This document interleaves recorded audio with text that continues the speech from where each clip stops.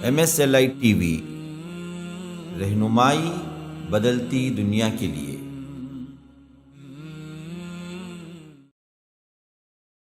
اللہ تبارک و تعالی نے صاف کہہ دیا ہم سب کو جمع کریں گے اور لَنَسْأَلَنَّهُمْ أَجْمَعِينَ عَمَّا كَانُوا يَعْمَلُونَ، سب سے ہم سوال کر کے رہیں گے وہ کیا کرتے رہے دنیا کے اندر، کیا زندگی گزاری۔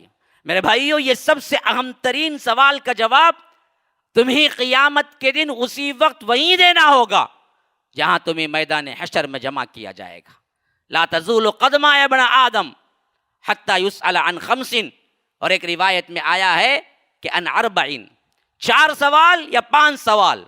تو اس میں سب سے پہلا سوال جو ہے، بنی آدم کے قدم میدان حشر میں حرکت بھی نہیں کر سکتے، ہٹ نہیں سکتے اس جگہ سے جہاں اللہ تبارک و تعالی نے کھڑایا۔ کیا سوال؟ ان عمرہ فیما افنا، کہاں زندگی گزاری۔ اور ایک روایت میں ہے کہ ان شبابہ، ایک اور روایت میں ہے کہ ان جسدہ، تو نے اپنے بدن کو کہاں کھپایا، تو نے اپنی جوانی کو کہاں کھپایا۔ بیٹھ کے سوچو ذرا، اپنی زندگی پہ نظر ڈالو، ٹھنڈے دل سے نظر ڈالو، سوچو کہ زندگی کے کتنے ایام ہیں جن میں تم نے کیا کمایا ہے۔ دنیا میں کوئی کام نہیں ہے، اصل زندگی تو دین اسلام کے لیے ہے۔ ایسی زندگی گزارو کہ جب آپ جائیں تو دنیا والے رو رہے ہوں اور آپ کے چہرے پہ مسکراہٹ ہو کہ ہم نے دنیا میں اللہ کے دین کے لیے کام کیا۔ آج اللہ تبارک و تعالی نے ملائکہ کو بھیج کر جنت کی خوشخبری سنا دی۔ یہ زندگی ہے، یہ کیا زندگی ہے؟ چائے خانوں میں بیت گئی، پان کھانے میں بیت گئی، شادی خانوں میں بیت گئی، رسم و رواج میں بیت گئی، ہنسی مذاق میں بیت گئی، بیچ میں بیت گئی، ریسارٹوں میں چلے گئے، ہوٹلوں میں چلے گئے۔ کون سا اچھا عمل ہے زندگی میں تم کہہ سکتے ہو کہ میں نے یہ رب کے لیے خاص طور پر منتخب کر کے رکھا ہے؟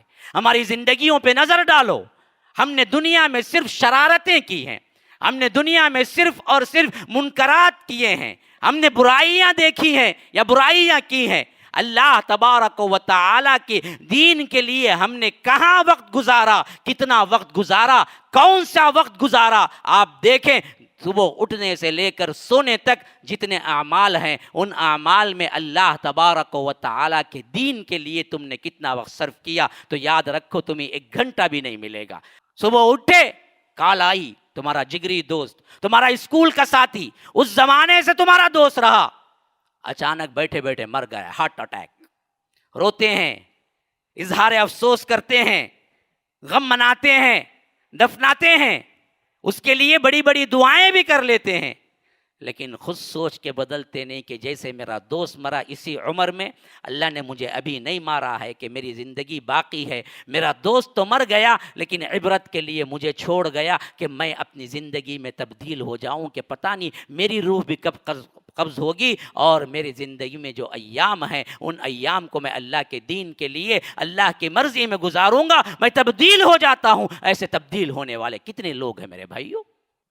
ان الحمد للہ نحمده ونستعینه ونستغفره ونؤمن به ونتوکل علیہ ونعوذ باللہ من شرور انفسنا ومن سیئات اعمالنا، من يهده الله فلا مضل له ومن يضلل فلا هادي له، واشهد ان لا اله الا الله وحده لا شريك له، واشهد ان محمدا عبده ورسوله، اما بعد فان خير الحديث كتاب الله، وخير الهدي هدي محمد صلى الله عليه وسلم، وشر الامور محدثاتها وكل محدثة بدعة وكل بدعة ضلالة، وفي رواية وكل ضلالة في النار۔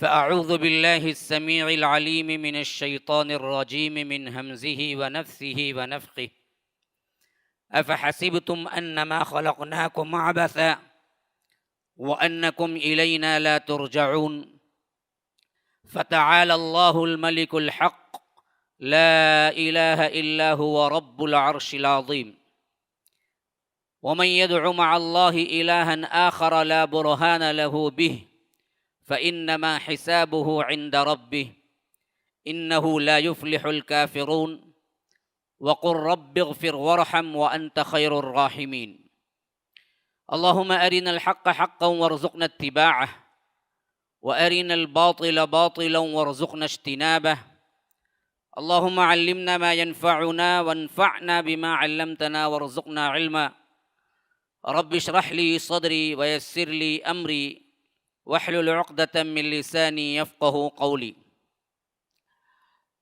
اس اللہ کے نام سے ابتدا جس کے ناموں کی کوئی انتہا ہی نہیں.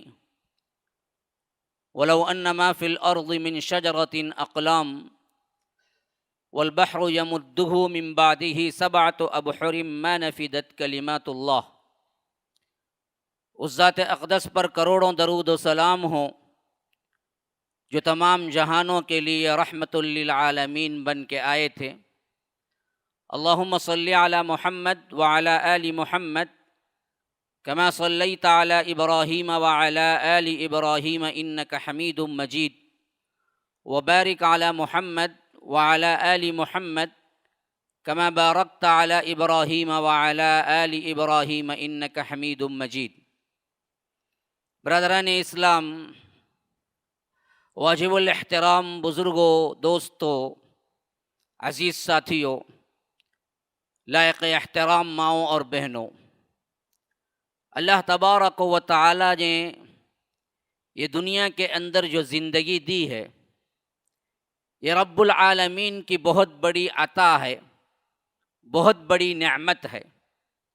ویسے زندگی صرف یہی نہیں ہے، زندگی کے کئی ادوار ہیں. ان میں سے ایک اہم ترین دور یہ دنیا کی زندگی کا ہے، لیکن اس کے بعد ایک اہم ترین دور آخرت کی زندگی کا ہے، جو یہاں کی زندگی سے جو کچھ تم نے کمایا اس کا نتیجہ ہے. صرف اتنا ہی نہیں ہے، اس سے پہلے کی بھی ایک زندگی تھی. وہ زندگی عالم ارواح کی زندگی کہلائی، اور حشر میں اٹھنے کے بعد جو زندگی ہوگی اور اس دنیا میں مرنے کے بعد جو زندگی ہوگی، اس دونوں ادوار کے درمیان بھی ایک زندگی ہے جسے ہم عالم برزخ کہتے ہیں. تو اس حیثیت سے زندگی کے 4 ادوار ہو گئے. ایک زندگی وہ جس میں روح الگ تھی، پھر ایک زندگی وہ جس میں روح اور جسم ساتھ میں رہا، پھر ایک زندگی وہ جس میں روح اور جسم الگ رہے، پھر ایک زندگی وہ جس میں روح اور جسم پھر جما دیے گئے. اسی واسطے رب العالمین نے 2 موتوں کا 2 زندگی کا ذکر کیا ہے قرآن کے اندر، کہ جہنمی جب پکاریں گے تو ان کے اقوال کو ذکر کرتے ہوئے رب العالمین نے فرمایا قالوا ربنا امتنا اثنتین واحییتنا اثنتین فاعترفنا بذنوبنا فہل الی خروج من سبیل.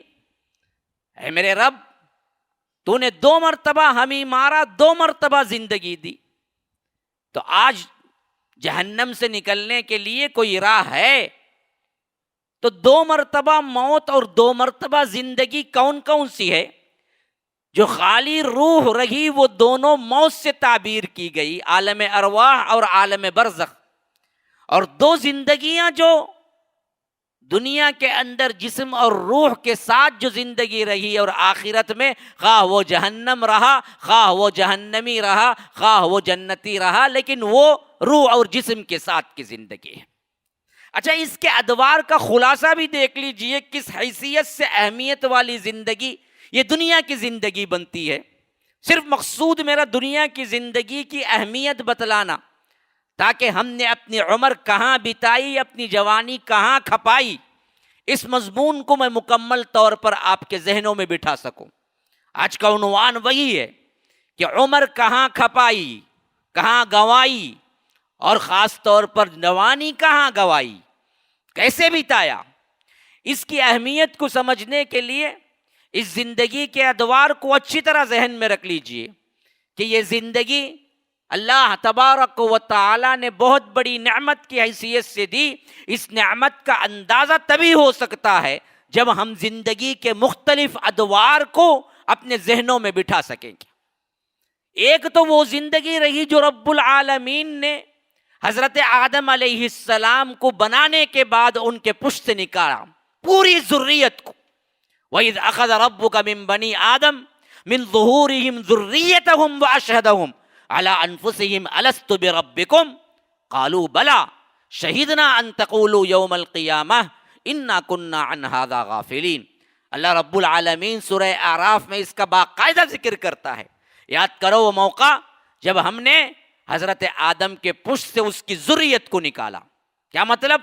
پوری اولاد آدم کو کھڑا کر دیا سامنے، سب کے سب تھے اور بالشعور بھی تھی وہ زندگی، لیکن جسم نہیں تھے، روح کی شکل میں تھی. سوال جواب ہوئے، الست بربکم، کیا میں تمہارا رب نہیں ہوں؟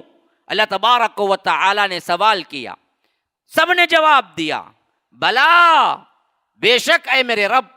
آپ نے بھی دیا، ہم نے بھی دیا، کافر نے بھی دیا، ملحد نے بھی دیا، مشرک نے بھی دیا. یاد رکھو دنیا کے ہر انسان نے دیا، خواہ وہ کوئی بھی ہو. اللہ تبارک و تعالی فرماتا ہے یہ کام ہم نے اس واسطے کیا کہ ان کے اپنے نفسوں پر ہی گواہ ہو جائیں وہ لوگ، کل قیامت کے دن یہ انکار نہ کریں کہ اے رب العالمین ہمیں تو پتہ ہی نہیں تھا کہ تو رب ہے. انا کننا عن ھذا غافلین، ہم تو غافل تھے. ہمارے باپ دادا بتائے تھے کہ موسیٰ شاہ قادری کی درگاہ کو جاؤ، ہم جاتے رہے. ہمارے باپ دادا بتائے تھے کہ فلاں کی پوجا پاٹ کرو، ہم کرتے رہے. فلاں ولی کے سامنے سجدے ہوتے رہے. ہمارے باپ دادا نے ہم کو جو سکھایا ہم نے وہ کیا. ہم پہ کیا غلطی ہے کہ ہم نے شرک کیا؟ کل یہ نہ کہنا، ہاں کل یہ عذر اللہ کے سامنے پیش ہوگا تو اللہ قبول نہیں کرے گا. کیوں؟ اللہ نے تمہارے سے عہد لیا اور تم نے دراصل جواب دیا کہ اے اللہ ہم تیری ہی عبادت کریں گے، تو ہی رب ہے. شہدنا ان تقولوا یوم القیامہ انا کننا عن ھذا غافلین، کہ اس وقت آ کے تم نہیں کہہ سکتے کہ اے اللہ ہم تو غافل تھے. اس واسطے ہم نے روحوں سے عہد لے لیا. ہاں یہ روح کی زندگی جو رب العالمین نے حضرت آدم کے پشت سے نکال لیا، پیٹھ سے نکال لیا، اور حضرت آدم نے اپنی ذریت کو اپنے آنکھوں سے دیکھ لیا. بعض روایات یہاں تک شاہد ہیں کہ روحوں پہ نظر ڈالی تو حضرت آدم علیہ السلام نے دیکھا کہ دو نور سے چمک رہے ہیں دو آنکھوں کے اوپر برابر پیشانی پر ایک بندے کے. حضرت آدم نے پوچھا اے اللہ یہ میرا کون سا بیٹا ہے جس کے پیشانی پہ نور چمک رہے ہیں؟ کہا کہ یہ تیرا بیٹا داؤد ہے. اللہ تبارک و تعالی نے فرمایا یہ تیرا بیٹا داؤد ہے. حضرت آدم علیہ السلام نے کہا کہ اے اللہ یہ بیٹا اتنا خوبصورت ہے تو اس کی عمر کیا ہے؟ اللہ تبارک و تعالی نے فرمایا 60 سال. کہا کہ اتنا خوبصورت بیٹا اور صرف اس کی زندگی 60 سال. اے اللہ میری زندگی سے 40 سال اس کے لیے لکھ دے. اللہ تبارک و تعالی نے کہا کہ گواہ بنا لو فرشتوں کو، کل انکار نہ کر دو. حضرت آدم علیہ السلام نے کہا کہ ہم کیسے انکار کریں؟ اے اللہ گواہ بنا لے. تو اللہ نے فرشتوں کو گواہ بنا کے کہا کہ دیکھو یہ آدم نے اپنے بیٹے داؤد کو 40 سال دے دیے اور اس کی زندگی سے 40 سال ہم کم کر دیتے ہیں. پھر روایتوں میں آتا ہے کہ جب حضرت آدم علیہ السلام کی موت کا وقت آیا 1000 سال پورے حضرت آدم علیہ السلام کو دیے گئے اور 960 سال میں فرشتہ آ گیا. تو حضرت آدم نے پوچھا میرے تو ابھی 40 سال باقی ہے، تم 40 سال پہلے آ گئے. تو حضرت آدم کو فرشتے نے کہا کہ آپ نے کیا اپنے بیٹے داؤد کو 40 سال نہیں دیے؟ تو حضرت آدم نے کہا کہ نا جی میں کیوں دیتا، بھول گئے. تو اللہ تعالیٰ کہتا ہے کہ اسی طرح اولاد آدم بھی بھول جاتی ہے. وَلَقَدْ عَهِدْنَا إِلَىٰ آدَمَ فَنَسِيَ وَلَمْ نَجِدْ لَهُ عَزْمًا. ہم نے آدم سے ایک عہد لیا تھا، وہ بھول گئے اور ان کے اندر ہم نے عزم نہیں پایا. اولاد آدم کے اندر بھی یہی دراصل معاملہ ہے کہ وہ بھی بھول جایا کرتی ہے. اللہ تبارک و تعالیٰ نے حضرت آدم کو بھی پورے 1000 سال دے دیے، حضرت داؤد کو بھی پورے 100 سال دے دیے. تو اس حد تک شعوری زندگی تھی، یہ عالم ارواح کی زندگی. وہاں پر آپ نے دیکھا ہے، ملا ہے، جیسا کہ بعض احادیث کے اندر آتا ہے الارواح جنود مجندہ، ارواح جو تھے وہ ایک دوسرے کے ساتھ دوستی اور جماعت کے شکل میں تھے، اور یہ جماعت کی شکل میں اس وقت میں جہاں وہ ملتے تھے، جہاں اس میں محبت تھی، وہ دنیا میں آ کے بھی محبت کرتے ہیں. جہاں وہاں لڑائیاں ہوتی تھی، وہاں اختلاف ہوتا تھا، یہاں آ کے بھی لڑائی اختلاف کرتے ہیں. آپ نے دیکھا ہوگا کبھی کبھی ایک انسان کو دیکھتے ہی ایسا معلوم ہوتا زمانے سے ہم اسے پہچانتے ہیں، بڑے خلوص سے ملتے ہیں، اور کبھی اچانک ملنے والی دوستی یاری میں بدل جاتی ہے اور بہت ہی پوری زندگی وہ دوست رہتا ہے. اور اچانک کسی انسان کو دیکھتے ہیں اجنبیت محسوس ہوتی ہے، اور کبھی کبھی دشمنی میں بدل جاتی ہے، اور وہ دشمنی اتنی ہوتی ہے کہ وہ مرتے دم تک اس سے دشمنی نہیں چھوڑتا. یہ اصل میں وہی ارواح میں ملنے کا نتیجہ ہے. ارواح میں دوستی تھی تو یہاں بھی دنیا میں دوستی رہتی ہے، ارواح میں دشمنی تھی یہاں بھی ارواح میں دشمنی ہو سکتی ہے. تو یہ بھی ایک بہترین زندگی تھی لیکن ارواح کی شکل میں. اب یہ بھی یاد رکھ لیجئے، یہ روح کوئی شے تھی، ہاں باقاعدہ طور پر چیز تھی، باقاعدہ طور پر چیز تھی. اللہ نے اس کو پیدا کیا، روح کو بھی پیدا کیا. ہماری روح بھی اللہ کی مخلوق ہے، ہمارا جسم بھی اللہ کی مخلوق ہے، ہم دونوں اعتبار سے اللہ کی مخلوق ہیں. صوفیہ کا یہ عقیدہ بالکل گمراہ کن ہے کہ جسم تو ہم مخلوق ہیں، روح اللہ کی طرف سے آئی ہے. اس واسطے ایک پارٹ ہمارا اللہ تبارک و تعالیٰ کی ذات سے منسلک ہے. تو اس حیثیت سے اپنے جسم کو مشقتوں اور اپنی جسم کو کیا ہے ریاضتوں کے اندر اپنے آپ کو اتنا فنا کر دو کہ تمہارے جسم کی تمام حاجتیں رفع ہو جائیں، تو یہاں تک کہ تم اور اللہ دونوں برابر ہو جاؤ. اسی واسطے وہ غاروں میں جنگلوں میں اپنے آپ کو اذیتیں دیتے پھرتے ہیں تاکہ اس جسم کے حاجات سے وہ بری ہو جائیں. حتیٰ کہ بہت سے لوگ کپڑے بھی پھینک دیتے ہیں. ننگے بابا بہت مشہور ہیں، یہیں پر نہیں ہے، عیسائیوں میں بھی یہی حال تھا. ان کے راہب ایسے بھی تھے جو کئی سال تک اپنی زندگی میں کچھ نہ کھایا تھا، کچھ نہ پہنا تھا، نہایا نہیں تھا، حتیٰ کہ کیڑے پڑ گئے اور یہ لوگ ان کیڑوں کو اٹھا کے اپنے جسموں میں رکھتے تھے اور کہتے تھے کہ کھا یہ غذا ہے تجھے اللہ تبارک و تعالی نے دی ہے، تاکہ صرف اس واسطے کہ یہ جسم کی حاجتوں سے بری ہو جائیں اور روح جو رب کی طرف سے آئی ہے رب میں مل جائے اور یہ بھی رب بن جائیں، اللہ بن جائیں. جیسے بہت سو نے کیا ہے ہمارے اندر بھی اعلان کیا کہ انا الحق، میں ہی اللہ ہوں، اور بعض لوگ اپنے آپ سے سجدہ کرواتے ہیں اور کہتے ہیں کہ ہمارے اندر اللہ ہے یا ہمارے اندر اللہ کی صفات ہیں. یہ تمام یہ بگڑا ہوا عقیدہ ہی ہے جو دراصل سمجھتا ہے کہ ہم ایک طرف جسم کے ساتھ ہیں، ایک طرف روح کے ساتھ ہیں، اور روح اللہ کا امر ہے اور اللہ کی ایک چیز ہمارے اندر ہے. نہ، اللہ تبارک و تعالیٰ کی کوئی چیز ہمارے اندر نہیں ہے. روح بھی مخلوق ہے، جسم بھی مخلوق ہے. اللہ نے روح کو پیدا کیا پہلے، پھر اس کے بعد اس روح کو جسم میں ڈالا. یہ عالم ارواح کا سلسلہ پتہ نہیں کس کس کا کتنا رہا، لیکن رہا. مرے نہیں تھے ہم، لیکن قرآن اسے موت سے تعبیر کرتا ہے. حضرت آدم کے پس سے نکلنے کے بعد 2019 میں کوئی پیدا ہوا تو 2019 تک وہ عالم ارواح میں رہا. 1980 میں پیدا ہوا، 1980 تک وہ عالم ارواح میں رہا. 1950 میں پیدا ہوا تو 1950 تک وہ عالم ارواح میں رہا. 19 میں پیدا ہوا تو 19 تک وہ عالم ارواح میں رہا. تو بہرکیف جو بھی ہو، جب بھی یہ پیدا ہوا اس وقت تک کے لیے وہ عالم ارواح میں رہا. اب دیکھ لیجئے، مختصر ترین مدت بھی اٹھا لیں دنیا قائم ہونے کی، تو روایتوں میں جہاں تک ہمیں ذکر ملتا ہے تقریباً 10,000 سال کا جو ذکر ملتا ہے، کیونکہ 2,500 سال پہلے حضرت ابراہیم علیہ السلام آئے، اس سے پہلے 4,000 سال پہلے حضرت نوح آئے، اور ان کی عمریں تو ہزار سال کی ہوتی تھی، تو وہ بھی ایک 6,000 سال کا اندازہ کر لو.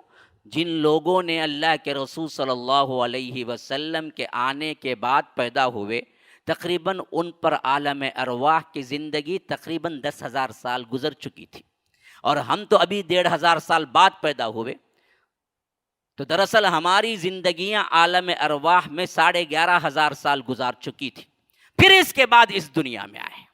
تو اس دنیا کی زندگی میں جب آئے تو سب سے پہلے اللہ تبارک و تعالی نے 4 ماہ کی مدت میں، حمل جو ٹھہرا ماں کے پیٹ میں 4 ماہ ہو گئے تو اللہ تبارک و تعالی نے فرشتے کو بھیجا، یرسل الیہ الملک، ہاں فرشتہ آتا ہے، فینفخ فیہ الروح، تب پھونکتا ہے وہ روح اور وہ جسد جو دنیا میں آنا تھا اسی وقت ملتا ہے، پھر وہاں سے اصل میں آگے بڑھتا ہے، یہاں تک کہ کسی کو 9 ماہ، کسی کو 10 ماہ، کئی بچوں کو اللہ نے ماں کے پیٹ کی زندگی میں 3 سال بھی رکھا ہے۔ آپ تعجب کریں گے لیکن ہے، ہاں حضرت مالک کے بارے میں آتا ہے یا شافعی کے بارے میں آتا ہے کہ وہ اپنی ماں کے پیٹ میں 2.5 سال رہے۔ اللہ نے کسی کو رکھا تو رکھ سکتا ہے، اللہ کے لیے کچھ بعید نہیں ہے، لیکن عام طور پر 9 ماہ رہتا ہے، 9 ماہ کے بعد بچہ پیدا ہوتا ہے، 9 ماہ سے پہلے 5 ماہ یعنی 4 ماہ گزرنے کے بعد سے ہی روح اور جسم اتفاق کے ساتھ زندگی وہاں سے آغاز ہو جاتی ہے، یہاں تک کہ یہاں پر آتا ہے۔ یہاں آنے کے بعد بھی بلوغت کی عمر تک کوئی آپ کے اوپر اللہ تبارک و تعالی نے حساب و کتاب کی ذمہ داری نہیں ڈالی، لیکن جب بلوغت کی عمر کو پہنچ گیا وہاں سے حساب شروع ہوتا ہے۔ وہ حساب کی زندگی سے مرنے تک جو اسے 70 سال ملتے، 80 ملتے، 90 ملتے، جو کچھ بھی ملتے ہیں، یہ سب سے اہم ترین زندگی کم ہونے کے باوجود بھی ہے۔ کیوں؟ کیونکہ وہ دراصل 10,000 11,000 سال جو عالم ارواح میں رہا اس کی کوئی پوچھ نہیں۔ اچھا، پھر یہاں مر جاتا ہے، پھر روح اور جسم الگ رہتے ہیں، لیکن تعلق قائم ہے۔ اسی واسطے تو عذاب جو ہوتا ہے عذاب قبر میں وہ محسوس ہوتا ہے۔ تو جسم اور روح کا کوئی تعلق ہے، لیکن وہ تعلق ہماری سمجھ سے بالا تر ہے۔ عذاب کا احساس ہوگا، نعمتوں کا بھی احساس ہوگا، لیکن وہ کون سی زندگی ہے، کیسی ہے، وہ تو نہیں معلوم، لیکن وہ بھی بہت لمبی مدت کی ہے۔ میرے بھائیوں ذرا یاد رکھو، کوئی آدم علیہ السلام کے زمانے میں مرا ہے تو اس کے عالم برزخ کی زندگی 10,000 سال ہو چکی ہے۔ آج بھی کوئی مرتا ہے تو کہہ نہیں سکتے کہ فوراً قیامت قائم ہو جائے گی، پتہ نہیں ابھی 500 سال کا عرصہ باقی ہے، یا 600 سال کا عرصہ باقی ہے، یا 1000 سال کا عرصہ باقی ہے، یا اللہ کے رسول صلی اللہ علیہ وسلم کے زمانے میں کوئی مرا ہے تو اس پر تو کیا ہے، عالم برزخ کے 1,500 سال تو گزر ہی چکے ہیں۔ تو اس حیثیت سے اس دنیا کی زندگی کے مقابلے میں وہ زندگی بھی یاد رکھو بہت لمبی ہے۔ اچھا، پھر اس کے بعد روح کی شکل میں عالم ارواح میں جو رہتے تھے اسی حالت میں پھر برزخ سے اٹھتے ہوئے جسم وہی جو دنیا کے اندر ملا ہے، اسی جسم اسی حالت میں اٹھیں گے جس حالت میں آپ مرے تھے۔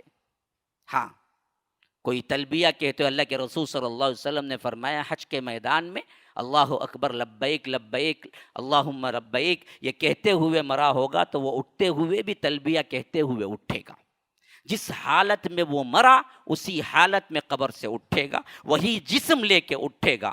یہاں سے پھر ایک لمبی زندگی ہے جس کا نہ انتہا ہے نہ اختتام ہے۔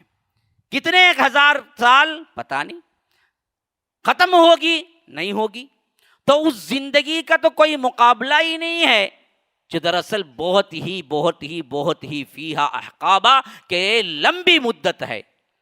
اب یہ تمام ادوار اس واسطے میں نے آپ کے ذہنوں میں بٹھانے کی کوشش کی میرے بھائی، آپ اندازہ کرو، نہ عالم ارواح کی زندگی میں کوئی حساب ہے، نہ عالم برزخ کی زندگی میں عمل کا کوئی اعتبار ہے، نہ عالم آخرت کی زندگی میں عمل کا کوئی اعتبار ہے، صرف دنیا کی زندگی حساب والی زندگی ہے، اور اسی زندگی پر انحصار عالم برزخ بھی ہے، عالم آخرت بھی ہے۔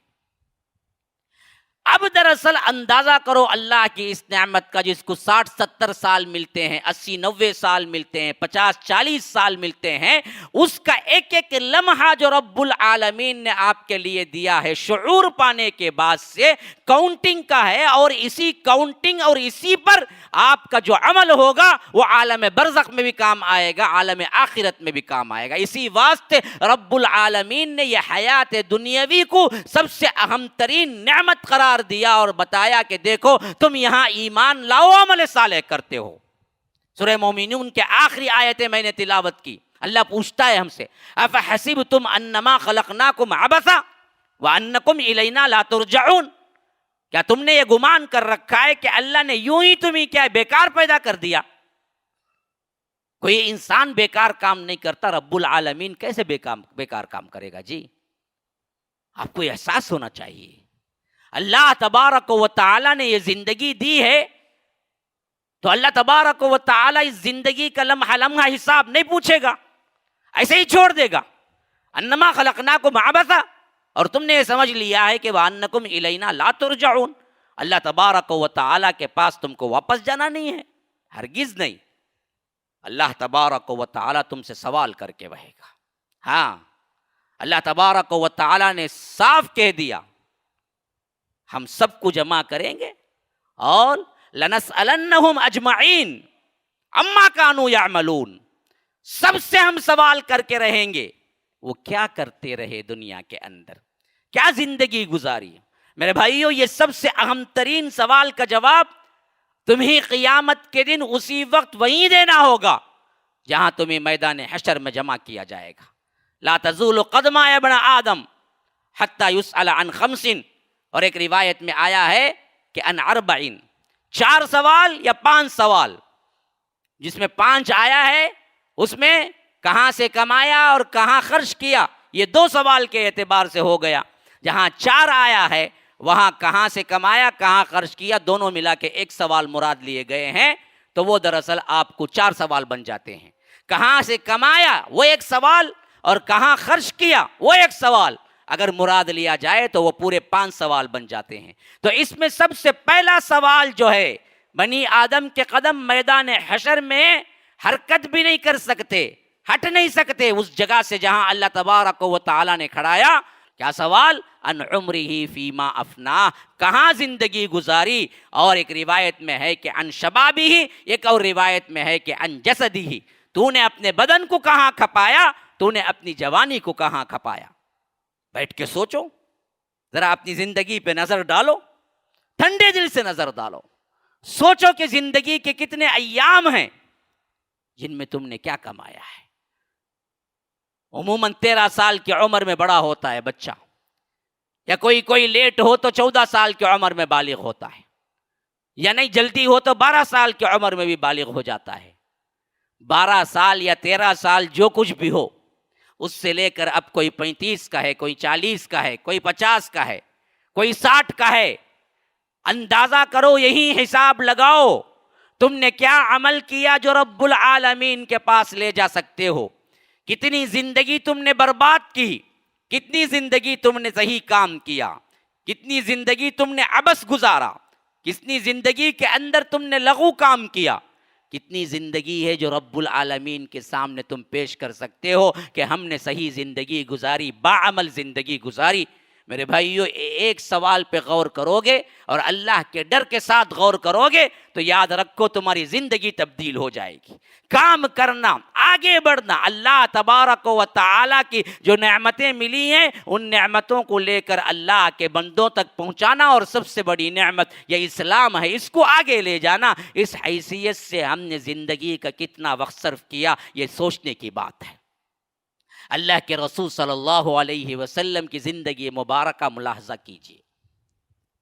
اللہ کے رسول صلی اللہ علیہ وسلم کو 40 سال میں نبوت ملی، دوسری وحی کے الفاظ آئے، یا ایھا المدثر قم فانذر، اٹھیے ڈرائیے۔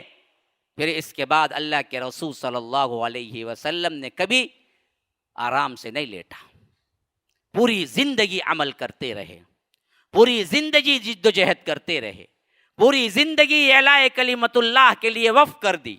کہیں پر یہ نہیں آتا کہ اللہ کے رسول صلی اللہ علیہ وسلم نے اب کہہ دیا ہو کہ میں نے اتنا محنت کیا، اتنی محنت کی، اب تو میری ایک جماعت تیار ہو گئی ہے اور اللہ کے فضل سے مکہ، مدینہ، حرم، حجاز سب فتح ہو چکا ہے، اب دراصل اب بیٹھ کے کھانے کے دن آ گئے ہیں۔ صحابہ کے لیے اللہ کے رسول نے کہا ہو کہ اب بس ہے، اپنی زندگی میں کیا ہے، اللہ خیر صلی اللہ، مسجدوں کی راہ لو اور بیٹھ جاؤ۔ بتاؤ مجھے، زندگی کے آخری ایام تک اللہ کے رسول صلی اللہ علیہ وسلم اس اعلاء کلمت اللہ کے لیے اپنے آپ کو وقف کیا، یہی اصحاب رسول اللہ صلی اللہ علیہ وسلم کو سکھایا۔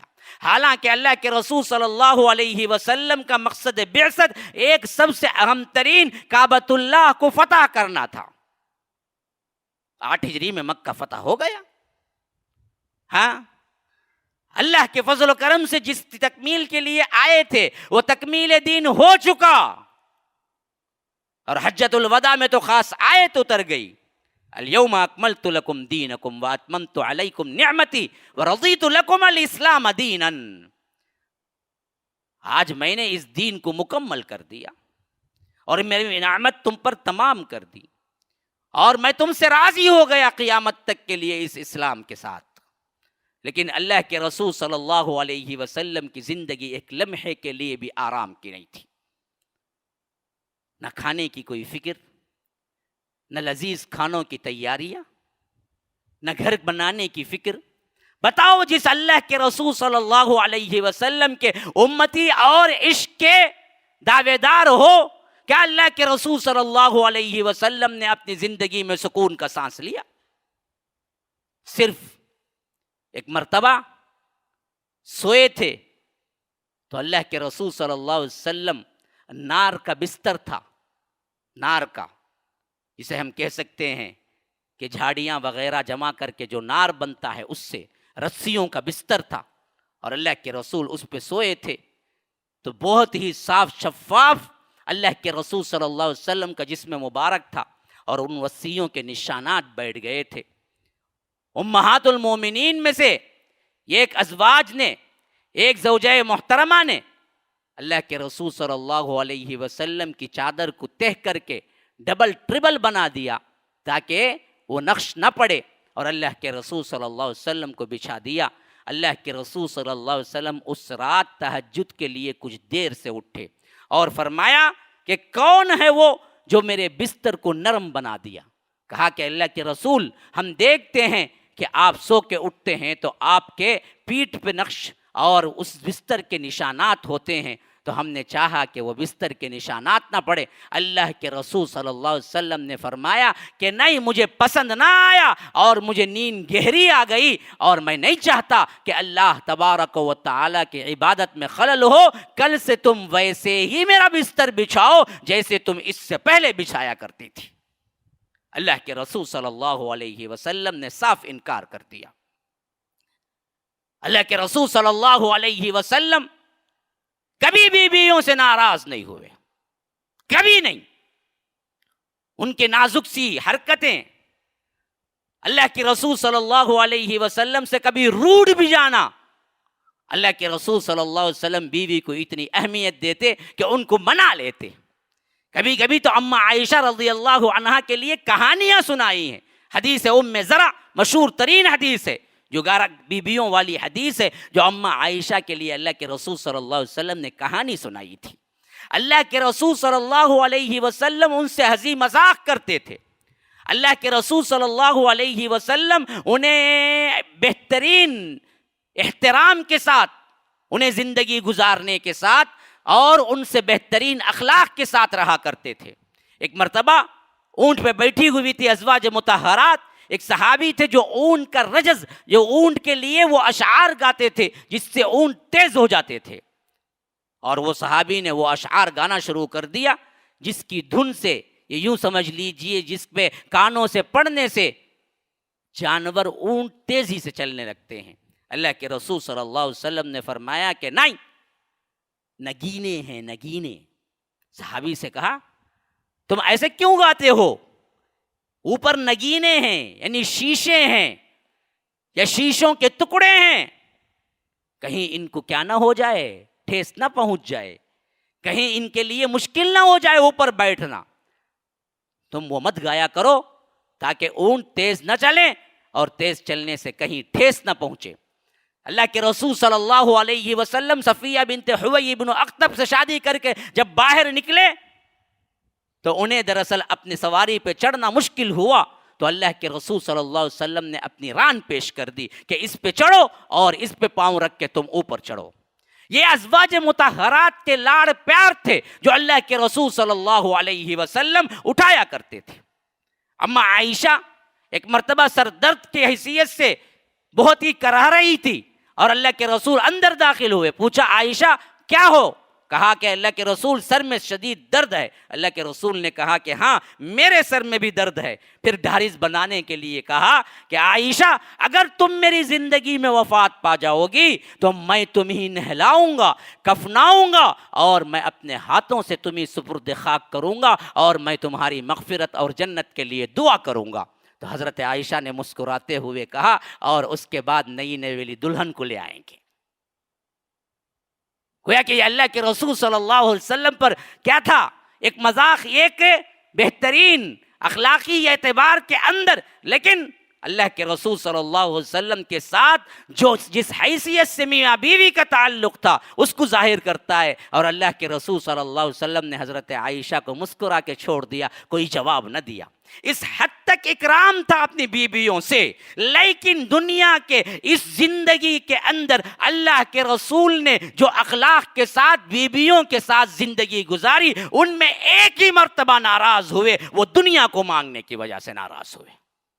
بتانے کا مقصود یہ ہے کام پہ دھیان دو, اپنی زندگی کا ایک ایک لمحہ اللہ تبارک و تعالیٰ کے دین کے لیے لگاؤ. اللہ کے رسول جیسی شخصیت جو کبھی ناراض نہیں ہوئے, ایک مرتبہ ناراض ہوئے. کب؟ جب خیبر فتح ہو گیا. ہر صحابی کو زمین کا ٹکڑا ملا. یوں سمجھیے کہ ہر صحابی زمیندار ہو گیا. اتنا مال غنیمت آیا اور اتنی زمین ملی کہ اللہ کے رسول صلی اللہ علیہ وسلم نے سب کو تقسیم کیا. ہر صحابی کو کچھ نہ کچھ حصہ آیا, لیکن اللہ کے رسول اپنے لیے کچھ نہ رکھا. بیویاں جمع ہوئی, اللہ کے رسول صلی اللہ علیہ وسلم سے کہا کہ اللہ کے رسول اب تو اللہ نے دنیا کشادہ کر دی ہے اور ہر صحابی کو آپ نے کچھ نہ کچھ دیا ہے, اور ہمارا نان نفقہ وہی ہے جو پہلے سے آ رہا ہے. کبھی صبح کی روٹی ہے تو شام کو کچھ نہیں, کبھی شام کا کھانا ہے تو صبح کو کچھ نہیں. ہمارے تو وہی گھر میں فاقے ہیں, آپ ہمارا نان نفقہ بھی بڑھا دیجئے. سب کو آپ نے دیا ہے, اپنی بیویوں کو بھی کچھ دے دیجئے اس میں سے.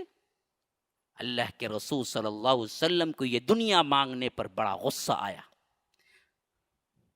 سب سے پہلی مرتبہ اپنی بیویوں سے غصہ کیا, اور اللہ کے رسول صلی اللہ علیہ وسلم ناراض ہو کے ان سب سے الگ ہو کے اوپر ایک چھوٹا سا کمرہ تھا فرسٹ فلور پہ, یوں کہہ لیجئے کہ وہ نیچے کا جو زمرہ تھا اس کو چھوڑا اور اللہ کے رسول تنہا جا کے بیٹھ گئے. صحابہ پریشان, صحابیات پریشان, یہاں تک کہ افواہ اڑی کہ اللہ کے رسول صلی اللہ علیہ وسلم نے تمام بیویوں کو طلاق دے دی. حضرت عمر کہتے ہیں کہ اللہ کے رسول کے غصہ کو دیکھ کے ہم لرز اٹھے. کسی کی ہمت نہیں پڑتی تھی کہ کوئی جا کے اللہ کے رسول سے پوچھے کہ اللہ کے رسول آپ ناراض ہیں, اپنی بیویوں کو طلاق دے دیے. کسی کی ہمت نہیں تھی. یہاں تک کہ میں ہی اس کے لیے آگے بڑھا. اوپر حضرت بلال ٹہل رہے تھے. میں نے کہا کہ اللہ کے رسول سے پوچھو عمر آیا ہے, اجازت ہے؟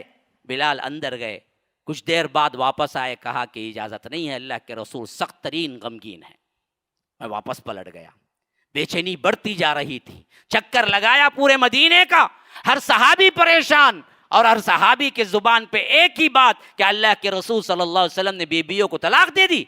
پھر اس کے بعد تھوڑی دیر بعد گزری تو میں پھر گیا, بلال سے کہا کہ ذرا اللہ کے لیے پوچھو عمر آیا ہے, اجازت مل سکتی ہے. حضرت بلال اندر گئے, پھر واپس آئے, کہا کہ نہیں اجازت نہیں, اللہ کے رسول صلی اللہ علیہ وسلم انتہائی غصے میں ہے. میری حالت بے چینی بڑھتی جا رہی تھی. یہاں تک کہ میں تیسری مرتبہ پھر پورا مدینہ گھوم کے آیا. کہا کہ اب تو پوچھو, کسی نہ کسی طرح اجازت لے کے دے دو تاکہ میں اللہ کے رسول کا دیدار کر سکوں. تو بلال اندر گئے اور آ کے واپس کہا کہ ہاں اس مرتبہ بلائے ہیں. اور میں سوچ رہا تھا کہ اللہ کے رسول صلی اللہ علیہ وسلم کی یہ غمگینی, یہ غصے کی کیفیت کیسے دور کروں. کچھ نہ کچھ اچھا جملہ, کچھ نہ کچھ ہنسی کا جملہ کہہ کے میں اللہ کے رسول صلی اللہ علیہ وسلم کے چہرے پہ ہنسی لاؤں گا. یہ سوچتے ہوئے میں کمرے میں داخل ہوا تو میں رو پڑا, کیونکہ کمرے کی حالت ایسی ہی تھی. نیچے فرش ٹوٹا پھوٹا, اوپر سے پانی ٹپکنے والا, چھت بالکل بھی برابر نہیں, پتوں میں سے کیا ہے پانی گر گر کے آ رہا تھا. اور ایک درخت کا تنا تھا جو ستون بنا کھڑا تھا, کھونٹی پہ تلوار تھی, اور ایک پیالہ تھا پانی, اسی سے پی لیتے یا کبھی ضرورت پڑی تو اسی سے وضو کر لیتے. اور بستر کے نام پہ کوئی چیز نہ تھی, اور اللہ کے رسول صلی اللہ علیہ وسلم اسی پہ بیٹھے ہوئے تھے. تو میں نے کہا کہ اللہ کے رسول, یہ کیسر و کسرا پوری دنیا لے جائیں اور یہ لوگ بڑے بڑے آرام دہ کمرے میں رہیں, آپ دونوں جہانوں کے سردار, آپ کے لیے دنیا کے اشیاء بھی میسر نہیں ہے, ایسا کیوں ہے؟ اللہ کے رسول صلی اللہ علیہ وسلم نے فرمایا کہ عمر, تم اس بات سے خوش نہیں ہو کہ یہ سب لوگ دنیا لے جائیں اور تمہارے نبی محمد الرسول اللہ صلی اللہ علیہ وسلم آخرت لے جائیں؟ تم اس سے خوش نہیں ہو؟ ہمیں اس سے کیا سروکار ہے؟ اللہ تبارک و تعالی نے ہمیں دین اسلام کو پہنچانے کے لیے بھیجا ہے, ہم اسی کی خدمت کرتے رہیں گے. تو حضرت عمر نے پوچھا, اللہ کے رسول کیا آپ نے اپنی بیویوں کو طلاق دے دی؟ کہا کہ نہیں, طلاق تو میں نے نہیں دی ہے, لیکن میں نے ایلا کیا ہے. ایلا کیا ہے؟ بیویوں کے پاس نہ جانے کی قسم کھا لینا کہ اتنی مدت تک میں بیویوں کے پاس نہ جاؤں گا. اللہ کے رسول نے 1 مہینے کا ایلا کیا تھا, 1 مہینے تک میں کسی بیوی سے نہیں ملوں گا, صرف اس بات پر کہ انہوں نے دنیا پوچھی. دنیا میں کوئی کام نہیں ہے, اصل زندگی تو دین اسلام کے لیے ہے. ایسی زندگی گزارو کہ جب آپ جائیں تو دنیا والے رو رہے ہوں اور آپ کے چہرے پہ مسکراہٹ ہو کہ ہم نے دنیا میں اللہ کے دین کے لیے کام کیا. آج اللہ تبارک و تعالی نے ملائکہ کو بھیج کر جنت کی خوشخبری سنا دی. یہ زندگی ہے. یہ کیا زندگی ہے؟ چائے خانوں میں بیت گئی, پان کھانے میں بیت گئی, شادی خانوں میں بیت گئی, رسم و رواج میں بیت گئی, ہنسی مذاق میں بیت گئی, بیچ میں بیت گئی, ریسارٹوں میں چلے گئے, ہوٹلوں میں چلے گئے. کون سا اچھا عمل ہے زندگی میں تم کہہ سکتے ہو کہ میں نے یہ رب کے لیے خاص طور پر منتخب کر کے رکھا ہے؟ ہماری زندگیوں پہ نظر ڈالو. ہم نے دنیا میں صرف شرارتیں کی ہیں, ہم نے دنیا میں صرف اور صرف منکرات کیے ہیں, ہم نے برائیاں دیکھی ہیں یا برائیاں کی ہیں. اللہ تبارک و تعالی کے دین کے لیے ہم نے کہاں وقت گزارا, کتنا وقت گزارا, کون سا وقت گزارا؟ آپ دیکھیں, صبح اٹھنے سے لے کر سونے تک جتنے اعمال ہیں, ان اعمال میں اللہ تبارک و تعالی کے دین کے لیے تم نے کتنا وقت صرف کیا. تو یاد رکھو تمہیں 1 گھنٹہ بھی نہیں ملے گا. رسم و رواج کے اعتبار سے کچھ عبادتیں ہیں جو آج مسلمان کر لیتے ہیں, لیکن اپنی عمر کا پورا حصہ دیکھو, برائیاں ہی برائیاں ہیں, برائیاں ہی برائیاں ہیں. حتیٰ کہ اس میں نہ نوجوان, نہ بوڑھا, نہ کہولت کے عمر کا, نہ بچہ, کسی کو مستثنا نہیں کر سکتے. ہر کوئی اپنی زندگی کے روٹین میں ہے.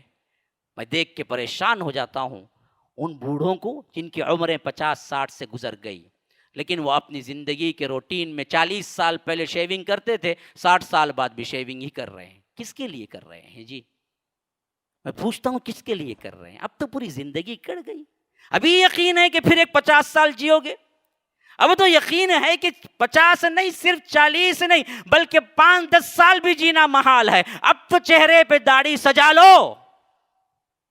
نہیں, جن کی زندگیاں سگریٹ پھونکتے پھونکتے گزر گئی, جو کینسر کے بھی مریض ہو گئے, لیکن موت سامنے ہتھیلی میں ہے, لیکن پھر بھی اپنی زندگی میں سگریٹ کو نہیں چھوڑتا. مرنا یقینی ہے, لیکن برائیوں سے توبہ کچھ نہیں, عمل کے اعتبار سے سوچ کچھ نہیں. اللہ نے مجھے 40 سال دے دیے, میں نے 40 سال کہاں گنوائے؟ کہاں گئے یہ 40 سال؟ اگلا شاید میں 20 سال رہوں یا 30 سال، لیکن اس 30 سالہ زندگی میں تو میں تربیت لے کر، میں علم لے کر، میں اپنی زندگی کو تبدیل کروں گا۔ کون ہیں یہ باتیں سوچنے والے؟ کہاں ہیں؟ کیوں نہیں بدلتے؟ کیوں نہیں تبدیل ہوتے؟ جبکہ تمہیں معلوم ہے کہ سب سے پہلا سوال اسی پر ہوگا کہ تم عمر کہاں کھپا کے آئے ہو۔ ہم نے تمہیں 60 سال دیا، ہم نے تمہیں 50 سال دیا، کتنے لوگ تمہارے ہم عمر اٹیک میں مر گئے، کتنے لوگ تمہارے ہم عمر بالکل ڈائلیسس پر پڑے ہوئے ہیں، اپنے آپ کو اٹھا بھی نہیں سکتے، کتنے لوگ فالج مار کے پڑے ہوئے ہیں، تمہارے ہم عمر، تمہارے کتنے دوست تمہارے سامنے تمہارے ہم عمر مر کے چلے گئے، لیکن تبدیلی کچھ نہیں آ رہی ہے، ہمارے اندر سوچ کچھ نہیں آئی، روٹین کی زندگی میں فرق نہیں آ رہا۔ صبح اٹھے، کال آئی، تمہارا جگری دوست، تمہارا اسکول کا ساتھی، اس زمانے سے تمہارا دوست رہا، اچانک بیٹھے بیٹھے مر گیا، ہارٹ اٹیک۔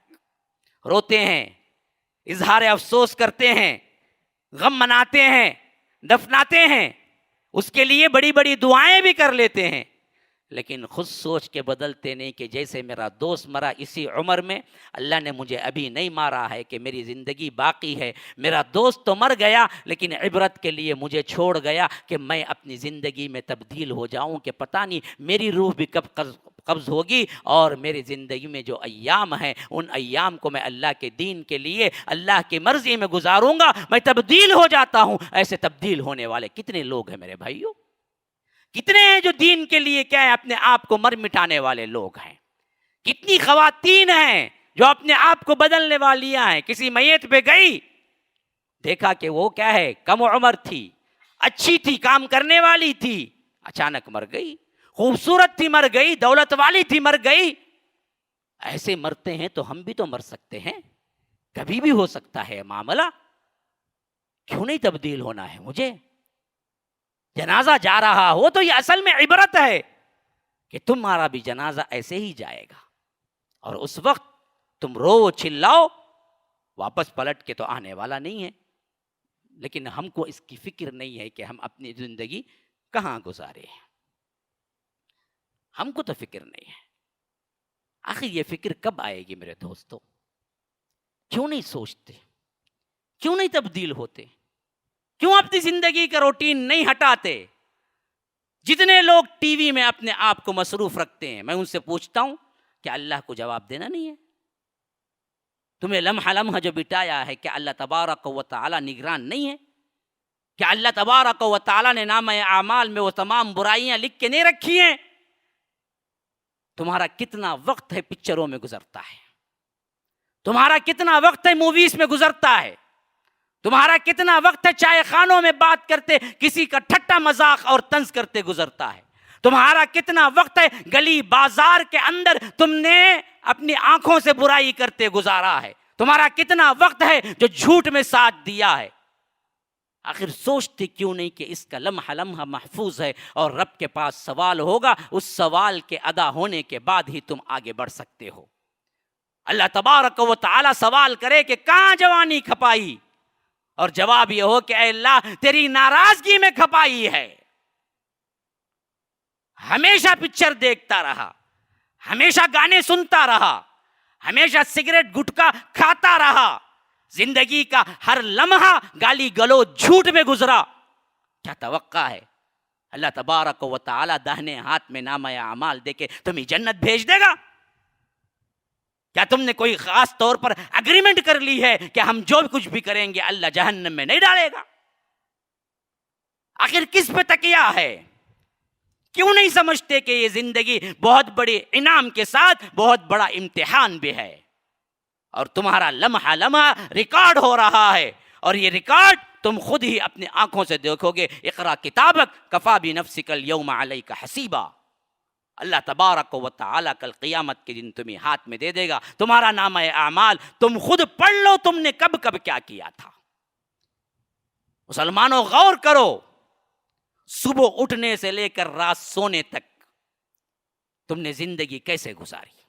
صرف ایک 24 آورز غور کرو، اگر اللہ کے ڈر کے ساتھ غور کرو گے تو اگلے دن ویسے نہیں گزارو گے۔ کتنی کی زندگیاں ہیں جو صبح سویرے اٹھتے ہیں تو بلیڈ لے کے پہلے حمام جا کے شیونگ کرتے ہیں، نہ نماز، نہ دعائیں، نہ تلاوت، نہ قرآن، نہ تسبیحات، کوئی چیز نہیں، صبح کے اٹھتے ہی حرام کاری، سب سے پہلے نبی کی سنت کو گٹر کے نالیوں میں بہاتے ہیں، پھر اس کے بعد اپنے من مانے طریقے سے ناشتے، پھر اس کے بعد 10 مرتبہ پرفیوم لگا کے اپنے آپ کو دیکھنا کہ فلاں لڑکی مجھے دیکھے گی، میں آفس جا رہا ہوں میرے بازو والی مجھے دیکھے گی، کیسے لگوں گا میں، اس کے لیے خوبصورت بننا، سب حرام ہے، پوری نیتیں حرام ہیں۔ یہ ہمارے نوجوانوں کی روٹین کی زندگی ہے۔ عورتوں کے لیے اپنے آپ کو نمائش کرنا، عورتیں مردوں کے لیے نمائش کرنا۔ کوئی دراصل آفس جاتا ہے تو آفس کہاں جاتا ہے؟ وہ تو مکاری کرنے جاتا ہے۔ کوئی عورت آفس جاتی ہے تو آفس کیوں جاتی ہے؟ وہ تو اپنی نمائش کرنے کے لیے جاتی ہے۔ یہ عام برائی، اس نے کبھی سوچا ہی نہیں کہ یہ برائی ہے، اس نے کبھی سوچا ہی نہیں کہ یہ برائی ہے۔ کتنے بزنس مین دکان کھولتے ہیں صرف اس نیت سے کہ گاہک عورت آئے اور اس کے ساتھ کچھ مزیدار لذتیں اور کچھ کیا ہے چھوچ کر، کچھ کیا ہے دیکھ کر مزے اٹھائیں۔ کتنے دکاندار ہیں جو اپنے گاہکوں کے ساتھ عورتیں آ جائیں تو مزے لے لے کے باتیں کرتے ہیں، لمبا کھینچتے ہیں۔ یہ عادت سی ہے، انہوں نے کبھی سوچا ہی نہیں کہ یہ برائی ہے۔ کیا اللہ تعالیٰ نہیں پوچھے گا؟ ہاں، فلا تحسبن اللہ غافلا عما يعمل الظالمون، ان ظالموں نے جو کچھ کرتوت کیے ہیں کہ اللہ تبارک و تعالی غافل ہے؟ کیوں نہیں بدلتے؟ میرا درد مندانہ سوال یہی ہے کہ کیوں نہیں بدلتے؟ کیا تم نے گارنٹی لے کے رکھا ہے کہ ہم کو دراصل 70 سال ہی میں موت آئے گی، 80 سال ہی میں موت آئے گی؟ موت تو تمہارے سر پہ منڈلا رہی ہے۔ کسی کو اتنا وقت بھی نہیں ملتا کہ اوپر سے نیچے اترو کے موت آئے، اس سے پہلے ہی سیڑھیوں میں گر کے مر جاتا۔ پھر بدلتے کیوں نہیں ہو؟ بدلتے کیوں نہیں ہو؟ کیونکہ رب نے صاف کہہ دیا کہ ہم درل پوچھیں گے تمہیں، لَتُسْأَلُنَّ عَمَّا كَانُوا يَعْمَلُونَ۔ ہاں، جو کچھ تم کرتے تھے ہم اس کا سوال ضرور کرنے والے ہیں۔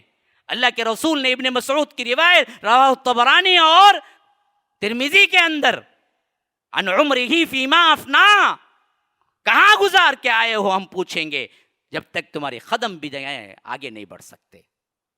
ان باتوں کو سامنے رکھتے ہوئے کیوں لاپرواہی کی زندگی گزارتے ہو؟ کیوں اپنے آپ پہ ظلم کرتے ہو؟ کیوں اپنے جسم کو جہنم کا حقدار بناتے ہو؟ یہ دنیا آنی جانی ہے میرے بھائیوں، کماؤ جماؤ تبھی بھی گزر جائے گی، فاقہ تنگ دستی تبھی بھی گزر جائے گی۔ صبح ہوتی ہے، شام ہوتی ہے، عمر یوں ہی تمام ہوتی ہے۔ عمر تو گزرنا ہی گزرنا ہے، گزر جائے گی، لیکن وہ لمبی زندگی برزخ کی اور وہ لمبی لامنتہائی زندگی آخرت کی، وہ دراصل صرف اور صرف اس دنیا کی زندگی پہ منحصر ہے۔ یہاں کچھ بنا لو، یہ سب سے زیادہ بہترین دانشمند ہے جو نہ بنائے گا، خواہ وہ مرد ہو کہ عورت، کل پچھتائیں گے، روئیں گے، تڑپیں گے، التجائیں کریں گے کہ ایک لمحہ ہی مل جائے کہ نیکیاں کر کے آئیں گے، لیکن اللہ تبارک و تعالی فرمائے گا کہ نہیں، ہم دراصل دوسری زندگی تمہیں دینے والے نہیں ہیں۔ اللہ تبارک و تعالی سمجھ کی توفیق عطا فرمائے۔ اللہ تبارک و تعالی جو کچھ سنا ہے اس پر عمل کی توفیق عطا فرمائے۔ اللہ تبارک و تعالی جیسے ہم سب کو یہاں اکٹھا فرمایا ہے، امام الانبیاء سید المرسلین جناب محمد الرسول اللہ صلی اللہ علیہ وسلم کے ساتھ جنت الفردوس میں بھی اکٹھا فرمائے۔ ھذا وباللہ التوفیق صلی اللہ وسلم علی نبینا محمد۔ اسأل اللہ لی ولکم ولسائر المسلمین من کل ذنب فاستغفروہ انہ هو الغفور الرحیم۔ محترم بھائیوں، آپ بخوبی جانتے ہیں کہ مسجد السلام کے اخراجات کافی زیادہ ہیں اور یہ تمام کے تمام آپ لوگوں اہل خیر حضرات کے تعاون سے ہی پورے ہوتے آ رہے ہیں۔ اس لیے آپ تمام سے گزارش ہے کہ جاتے ہوئے اللہ کے راستے میں زیادہ سے زیادہ دے کر جائیں۔ اللہ رب العالمین ہمیں اس کا بدلہ دنیا و آخرت میں عطا کرے۔ شکراً، جزاکم اللہ خیراً۔ السلام علیکم ورحمۃ اللہ وبرکاتہ۔